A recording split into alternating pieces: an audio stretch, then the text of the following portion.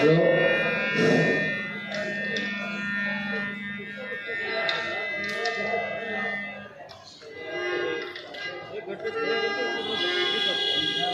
भैया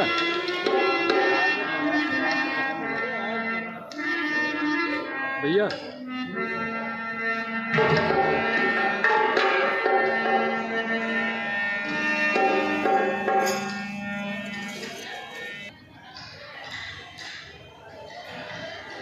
देखिए, गीत से, नाटक से, कथा से, गाथा से और अपने सुवास से पहचाना जाता है। हमारे गीत में वीर रस के कवि अभय निधि की यहाँ पर विराजमान है, हम उन्हें नमन करते हैं। इसी के साथ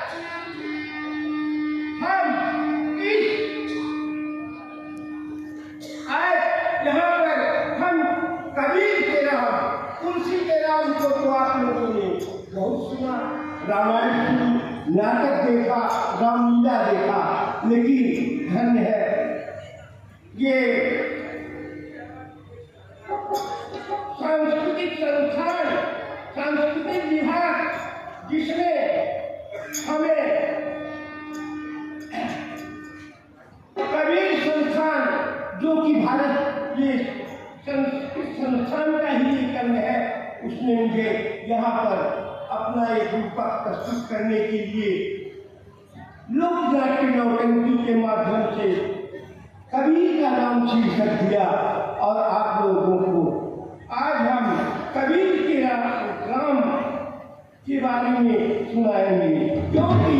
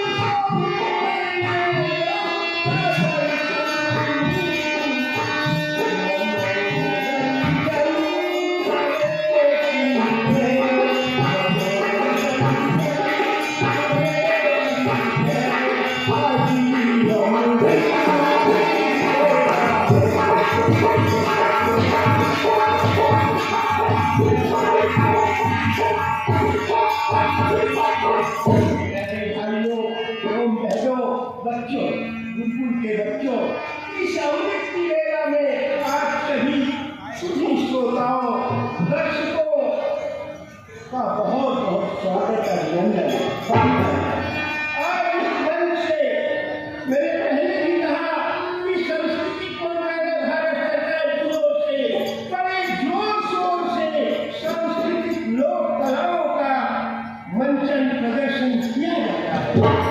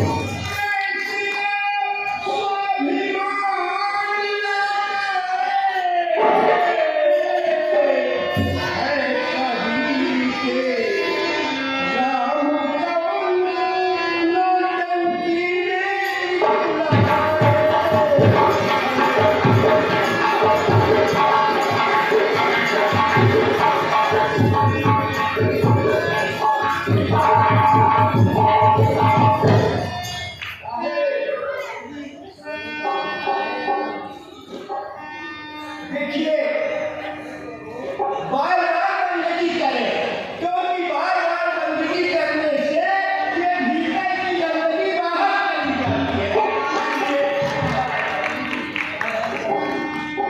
क्योंकि कहा है ईश्वर को बस एक है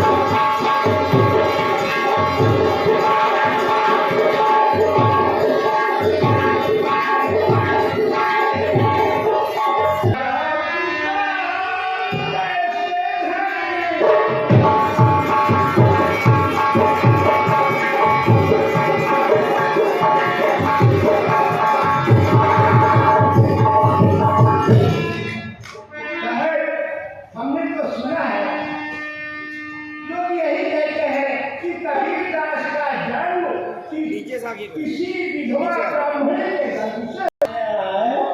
किसी ब्राह्मणी के पेट से अगर जन्म लिए होते तो उनके ससुराल को भी खोज होता बिल्कुल खोज होता और उनके पिता की भी खोज होती। पिता की खोज होती। तो ऐसा नहीं हुआ है, ऐसा हुआ है आपके सामने में दे रहा हूँ, आप लोग सुने। हाँ सुनाइए महाराज। सुने, लेकिन कब पहले मैं अपने गुरु जी की एक वंदना थोड़े से रूप में रख करके उसके बाद मैं समय डालूंगा। बहुत जरूरी है क्योंकि साझा करके गुरु की वंदना जरूर करता है। गुरु की पूजा गुरु की वंदना नहीं करता वो उस साधना को नहीं पा सकता। बहुत बहुत धन्यवाद। आप मुझे जाने के लिए गुरु जो है सबसे बड़े महान हैं। हाँ और गुरु की वंदना अथवा पूजा नहीं की गई तो सब बेकार है। आज यहाँ पर गुरु ही महान पुरुष की यहाँ पर पूजा है। जो क्या इतने हमारे नाने मुन्ने बच्चे माताएं बहनें हमारे सब उपस्थित हैं, इनके ऊपर सब गुरु की कृपा है जो कि आज हम इसके सामने दर्शन दे रहे हैं और हम लोगों को दर्शन दे रहे हैं और दर्शन ले रहे हैं। देखिए आपके सामने मैं गुरु जी की वंदना पेश करते हैं और उसके बाद में आपको कबीर के विषय में मैं बताता हूँ।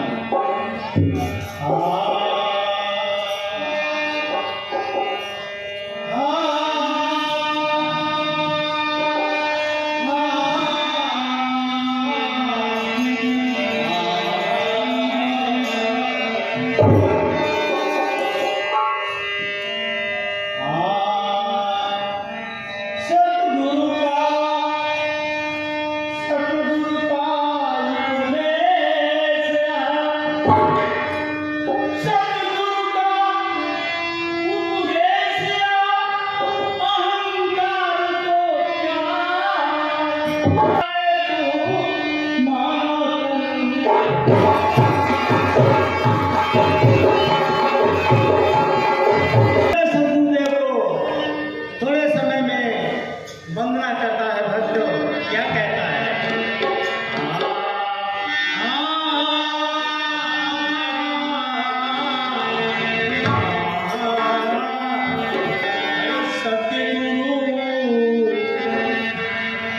सतगुरु नैनवा के नूर हो, क्या सदगुरु ने ना गुरु नैनवा के नूर हो, चरणों से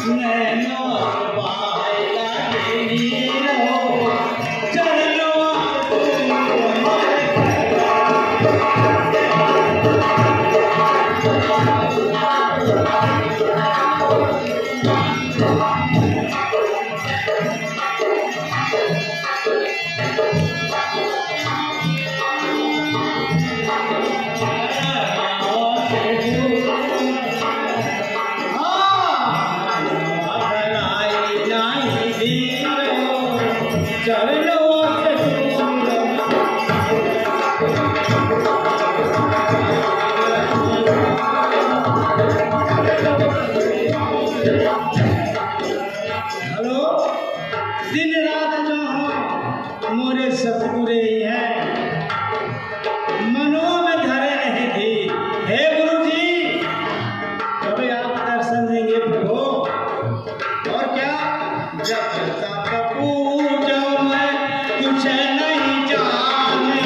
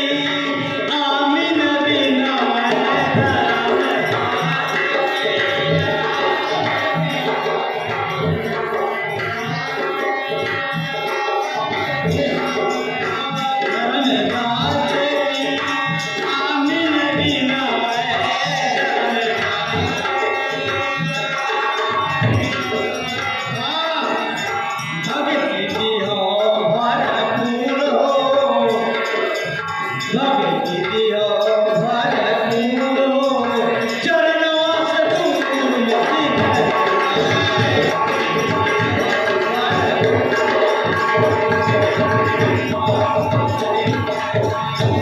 हाँ,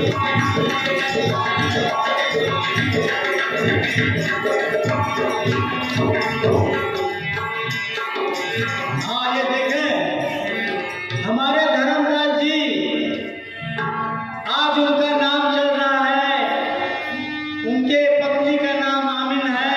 ये मैं पूछना चाहता और जो आमीन और धर्मदास मिलकर के साहेब कबीर का जीवन भर बहुत ढंग से भक्ति किया, आज उनका नाम चल रहा है। तो आपने हमारे संचालक महोदय जी ने अभी प्रश्न किया है कि कबीर का इस धरातल पर कैसे आना हुआ, कैसे जन्म हुआ, आप महाराज जी बताएं। तो मैं आप लोगों को थोड़े समय में बताता हूँ। उनकी व्याख्या तो बहुत ज़्यादा है, उनकी व्याख्या को तो हम कितना बताएंगे कम है, लेकिन मैं आपको थोड़ी सी संक्षिप्त में बताइए, संक्षिप्त में, ताकि मूल बताइए, विस्तार बहुत न जाइए। हाँ, तो थोड़ा आप लोग शांति का परिचय दें। जैसे आप लोग बैठे हैं, आप लोगों के सामने शब्द आ रहा है। हमारे कबीर साहब का धरातल पे आना संवत 1455 जेठ पूर्णिमा दिन सोमवार के दिन मांगलिक ब्रह्म मुहूर्त में काशी लहरतारा पे आना हुआ। तो कैसे आना हुआ? आसमान से एक नूर का प्रकाश आया और उस कमल पुष्प के ऊपर और बालक का रूप पकड़ लिया। परिचय उनको कैसे मिली आने का? उस तालाब पर हमारे अष्टानंद जी महाराज तालाब पर रहते थे, भजन करते थे। ये अष्टानंद जी महाराज कौन है महाराज? तो उन्होंने जब चमत्कारी को देखा तो धन्य हो गए कि ऐसी चमत्कारी तालाब के अंदर में कभी नहीं देखा था। कभी नहीं देखा गया। तो धन्य हो गए, उनको आंखें खोलना पड़ा और वो जा करके अपने गुरु रामानंद जी द्वार पहुंचते हैं। उनके पास जाते हैं तो अपना ये पूरा देखा हुआ चीज रामानंद जी महाराज से पेश करते हैं। तो उन्होंने कहा, बच्चा, ऐसे दिव्य दर्श आपके पास धन्य हो जो कि तुम दर्श पाया, कोई महान पुरुष का तालाब के अंदर में आना हुआ। तो इस ढंग से कमल पुष्प के ऊपर आए और विराजमान वाला हो जाता है। और विराजमान होने के बाद उस बच्चा गुरु जो आपने कहा उसे मैं जान लिया।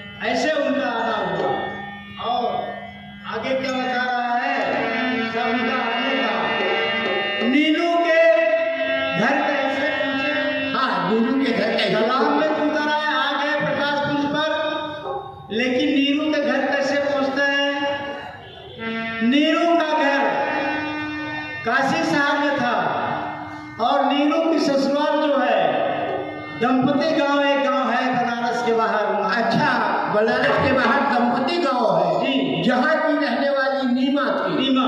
अच्छा अच्छा। तो गौने की राह नीमा को बुला करके ला रहे थे, तो उनको जब तालाब के निकट पहुंचती है तो उनको हाथ मुंह धोने की इच्छा हुई। अच्छा, विवाह करके जब आ रहे थे तभी? अच्छा अच्छा, विवाह करके आ रहे थे नीमा के साथ तभी। तो नीरू ने कहा कि यही तालाब में पानी है, जा करके हाथ मुंह धो लो, और तो कोई यहाँ पानी नहीं है। तो नीमा जो है तालाब के पास जब जाती है पानी के पास, तो वहां पर एक बालक की किलकारियां सुनाई दिया, और किलकारी सुनते हुए और जैसे चुंबक खींचता है लोहे को, उसी तरीके से वो खींचती चली गई तालाब के अंदर। तालाब की ओर। बालक के पास। बालक के पास। तो देखा कि कितना सुंदर बच्चा, धन्य हो। देख करके वो चकित हो गई कि ऐसा तो मैंने कभी नहीं देखा। पता नहीं कि किसने कौन भागिनी ने इसको ले आकर के तालाब में फेंक दिया। क्या बात है। तो अपने पति को आवाज आदि लगाती है और कहती क्या है कि हे पतिदेव, आप आइए यहाँ पर, देखिए बहुत बड़ी हमको समस्या आ गई है मेरे सामने। अच्छा अच्छा, समस्या क्या आ गया? कुछ उस बालक को अगर लेके जाती नहीं तो बालक का शरीर की बर्बादी हो जाती है। पता नहीं कैसे कौन से जानवर इसको खा सकता है, कोई जानवर खा ले। तो हे पतिदेव, हमारा विचार है इस बालक को ले चलो अपने घर। तो नीरू ने कहा कि कहती तो ठीक हो, मगर इसमें हमको कुछ डाउट सा लग रहा है। वो क्या डाउट? बोले बताइए, अगर तुम हमारे साथ गौने के साथ चल रही हो और एक बच्चा लेकर के घर पे चलोगी तो लोग क्या कहेंगे? गाँव वाले लोग क्या कहेंगे? बहुत सही है, बात तो समस्या है कि देखिए नीरू ने शादी करके एक लड़के की माँ के साथ शादी करके ले आया, साथ में एक बच्चा। तो कहे नहीं पतिदेव, नीमा अपने पति को मना लेती है, अच्छे ढंग से लेके चुटकार करता है, और नीरू प्रसन्न हो जाता कि ठीक है, जब हमें आपने किया राजी तो का करी है काजी। सही है। हम आपको जानते हैं कैसे बालक है, दूसरों के कहने में क्या करना है। तो भैया उस बालक को ले गए तो घर पे भीड़ लग जाती है। अब भीड़ लगने के बाद कितने लोग खिल्ली उड़ाते हैं, अरे बाप रे कैसा हुआ बताइए, एक लड़के की माँ लेकर के शादी करके लाए। हाँ, कहने का दुल्ही जो बा बच्चा संगे ले आए थे, इका वो तो है बात है, गाँव में चर्चा का विषय। तो भीड़ में रात बीत जाती है, तो नीमा कहती कि हे पतिदेव, बच्चे की कुछ खाने पीने की तो व्यवस्था करो। तो वहीं पे आकाशवाणी होती है कि पानी से पैदा नहीं, सोचा नहीं शरीर, पानी से कचुहारी करता नहीं, तो नाम पानी से पैदा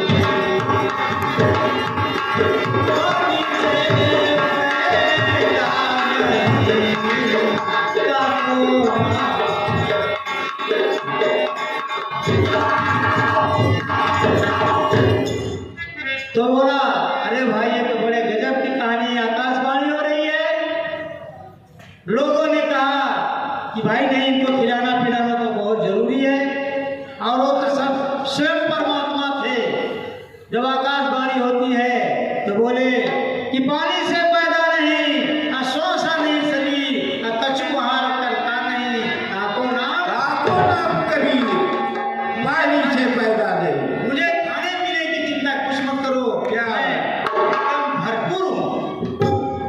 तो लोग गांव के नहीं माने, गांव के लोग कहते नहीं भाई, पुराने लोग कहे, बड़े लोग नहीं भाई, ऐसा नहीं हो सकता, इनकी व्यवस्था करना है।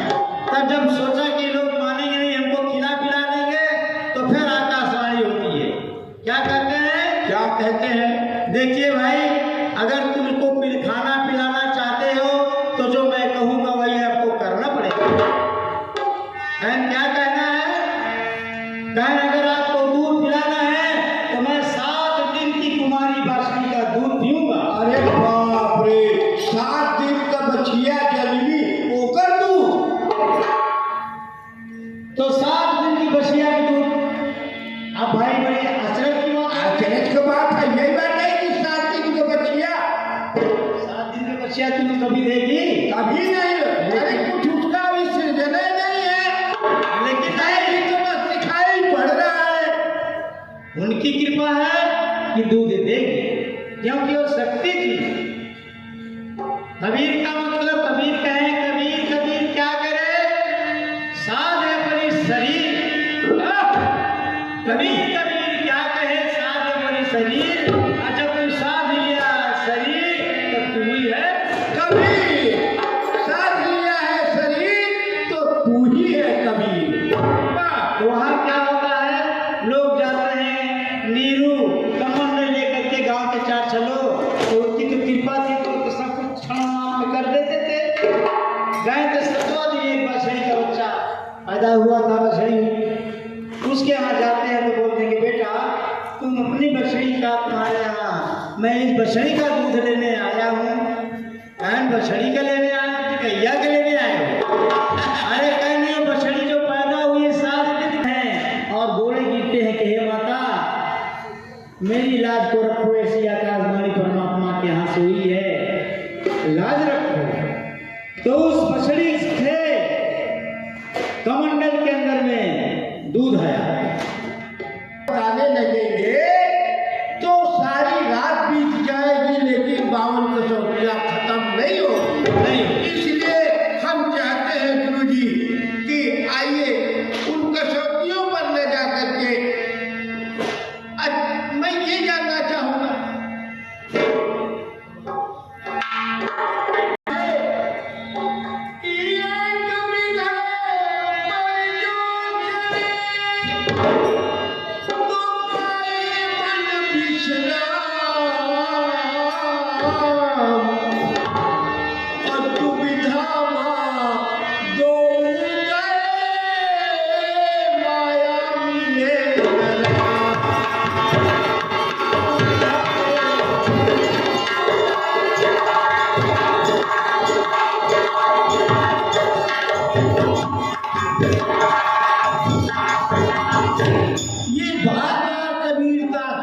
कबीरदास जी माया का जिक्र किए हैं, और कहीं कबीरदास ने माया को ठगनी कहा है।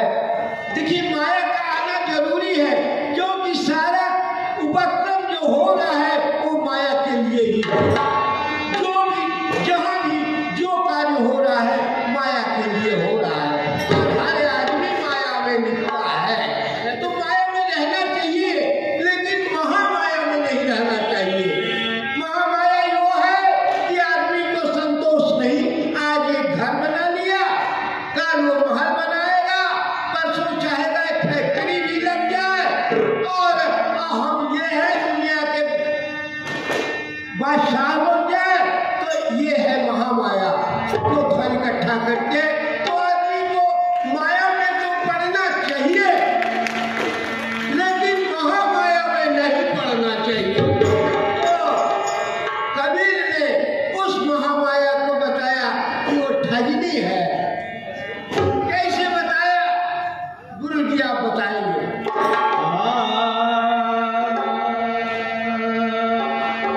हाँ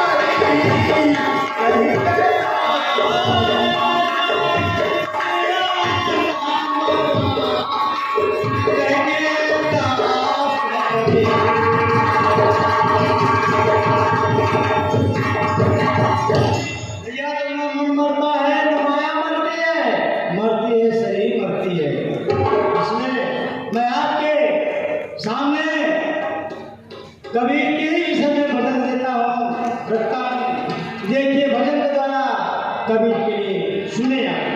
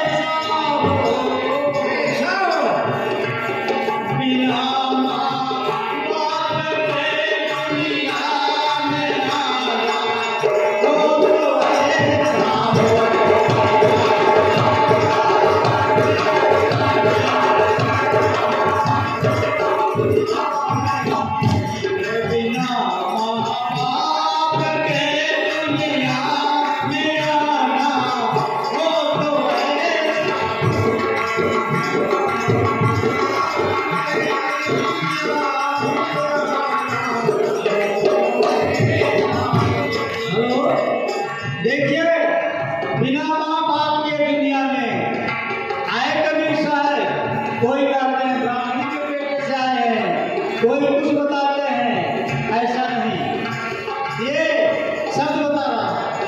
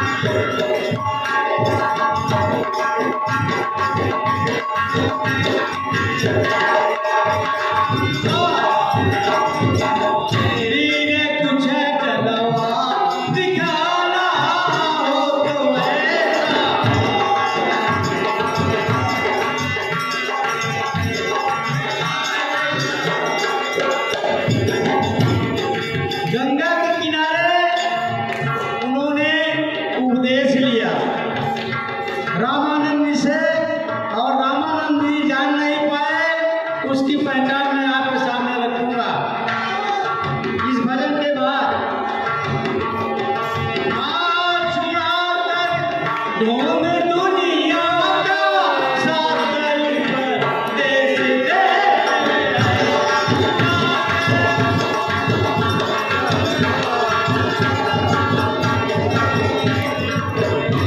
हेलो, आडंबर पूजा से कबीर साहब घृणा रखते थे कि ढोंग नवेसना में नहीं पड़ते थे, सबको छुड़ाते थे। क्या कहें, कहूँगा ढोंग दुनिया का साथ गई परदेस रे।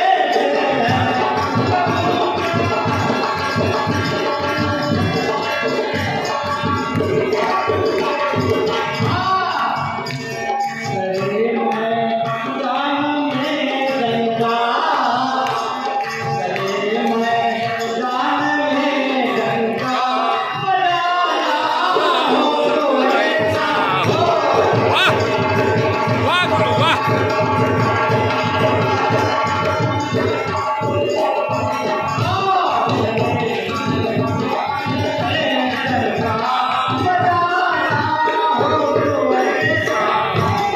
वाकई जो है कबीरदास जी ने ऐसा डंका बजाया उस समय कि देश काल की परिस्थिति थी कि हमारा हिंदुस्तान मुगलों के अधीन था, जिसकी छाया हमारे सगुण पंथ पर पड़ी और निर्गुण पंथ पर पड़ी। सगुण पंथ पर जो पड़ी उसी परिप्रेक्ष्य में राम के लिए सब लोग रात दिन जप रहे थे कि प्रभु राम अयोध्या में आओ, कब आओगे? राम प्रभु का मंदिर धन्य है प्रधानमंत्री नरेंद्र मोदी जी, जिन्होंने बड़ी मेहनत से जो है, बड़ी लगन से जो है, बड़ी निष्ठा से जो है अयोध्या में राम को ले आए। देखिए राम जो है सगुण में राम कहे जाते हैं ये अयोध्या के राम, लेकिन निर्गुण में वो राम आत्मा के राम कहे जाते हैं, उन्हें आत्मा राम कहा जाता है। ऐसे हैं हमारे राम जो सगुण में भी है और निर्गुण में भी है, क्योंकि तुलसीदास ने संकल्प किया है घटिल पग चलै सुनै बिनुकाल।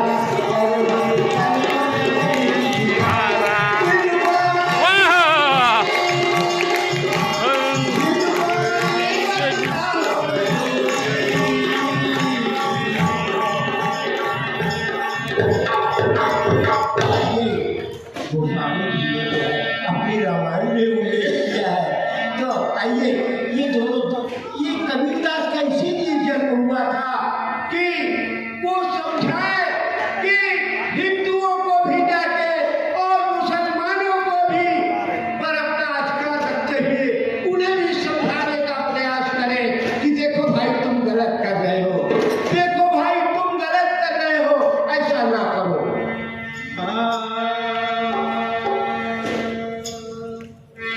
वाह।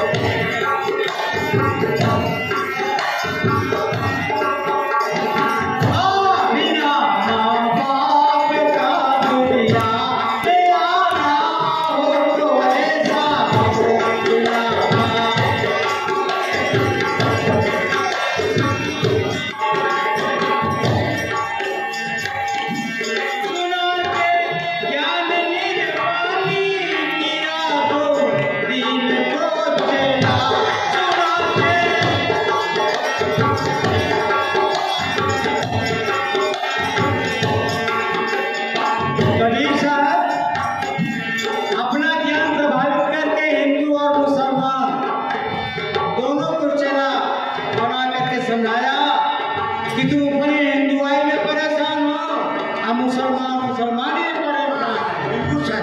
तुम जात पर चले गए हो, लेकिन जात कहाँ से अलग हुआ मैं तो नहीं जानता कि जात अलग है। ऐसे माता के रज और पिता के बिंदु, अब कौन तू कहे कौन है बिंदु? रजन जिसके यहाँ को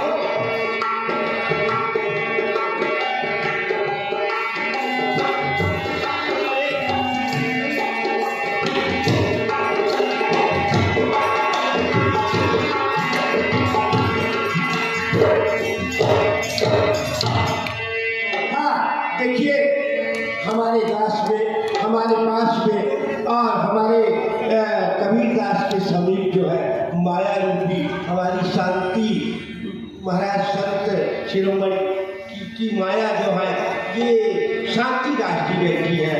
हम चाहेंगे कि शांति दास भी कुछ अपने विचार रखें, क्योंकि हमारा साहित्य जो है, हमारा साहित्य इतना समृद्ध है, चाहे वो निर्गुण साहित्य हो चाहे समूह साहित्य हो, हमारे साहित्य में सब कुछ है।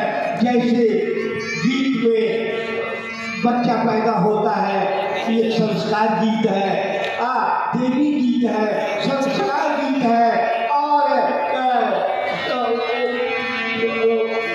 ऋतु गीत है, ऐसे तमाम से गीत है। उन गीतों के माध्यम से मैं कहूँगा कि शांतिदास जी अपने कुछ ऐसे गीत सुनाए कि सब पर असर पड़े, क्योंकि समय उन शायद इशारा कर रहे हैं कि बंद कीजिए बंद कीजिए। अभी तो हम सुनवाए हुए हैं, अभी तो हम सारी रात की नौटंकी लेकर के आए हैं, लेकिन जैसे आप लोगों की आज्ञा होगी वैसा ही करेंगे। बहुत बहुत धन्यवाद।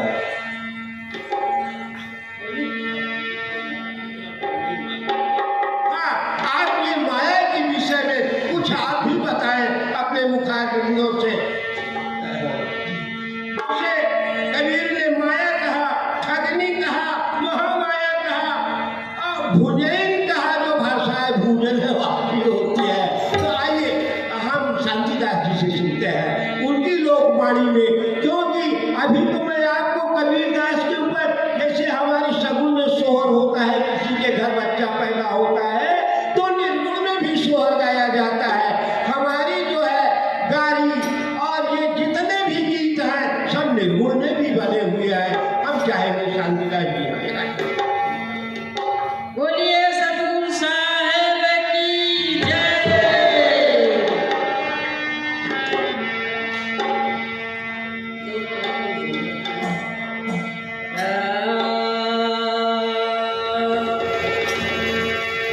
गुरु वेद पढ़े जो पुराना, ताको नाई मिले भगवाना। बिना गुरु ज्ञान कबहु नहीं आई, अज्ञान बिना कोई जान न आए। पहिले गई जमाई के पीछे पिएगा, बछड़ा माँ का पेट में माखन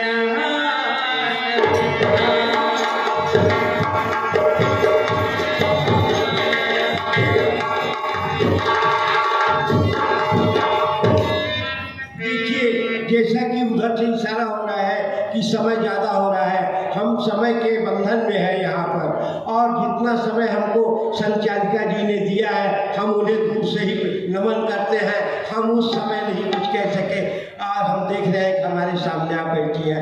बहुत अच्छा संचालन रहा, चाहे कवि सम्मेलन में रहा, चाहे हमारे इस साहित्य का आयोजन में। हाँ, हम ये चाहेंगे कि एक तो होली का मौसम है, और होली का मौसम बिना होली गाए हम अयोध्या से नहीं जाएंगे।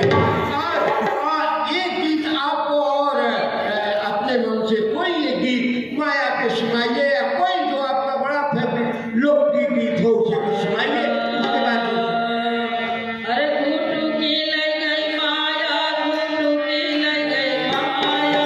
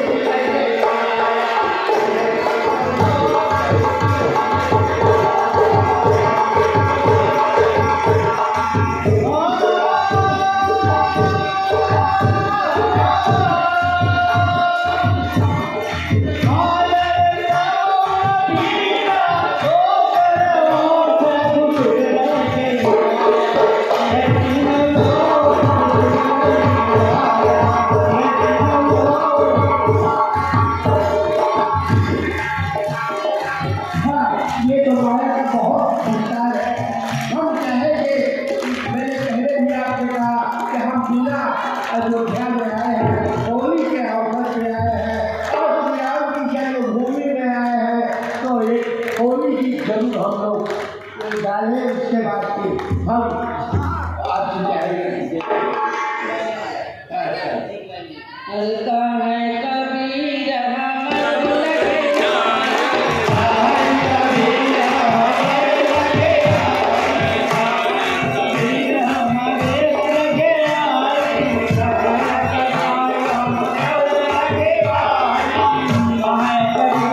लगे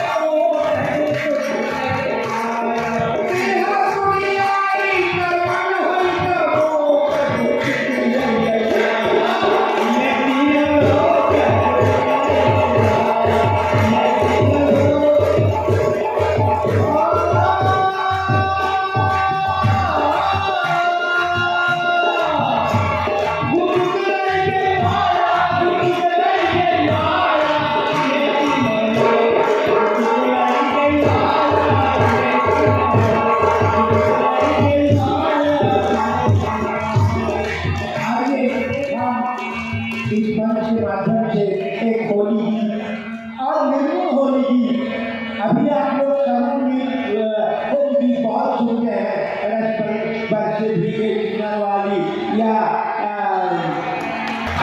हम आपको एक निर्मल होली का ओर ले चलते हैं।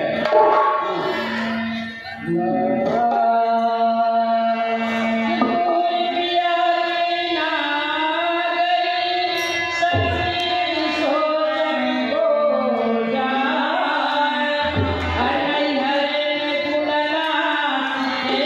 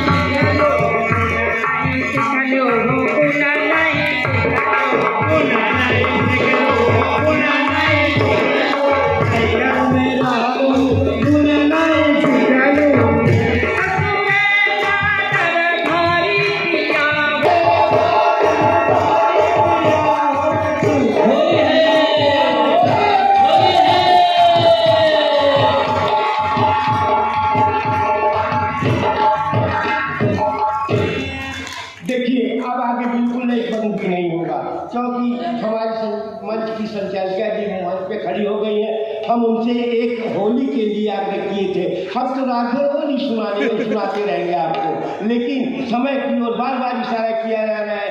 एक हम चलते चलते भगवान राम से प्रार्थना करते हुए निकलते हैं।